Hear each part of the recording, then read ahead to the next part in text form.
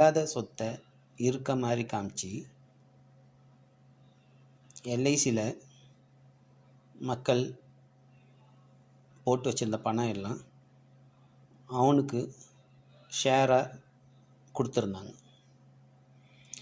அந்த ஷேர் எல்லாமே இப்போது நஷ்டமாகி போச்சு. எதனால்? அவன் காமிச்ச பொய் கணக்கால். ஏன்னா அது எல்லாமே ஃபேக். அவன்கிட்ட அப்படி ஒரு அசட்டே இல்லை.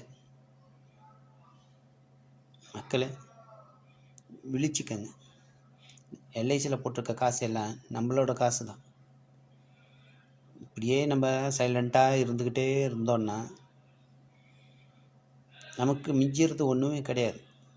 நம்மளாம் தெருவில் நிற்க வேண்டியிருக்கும்,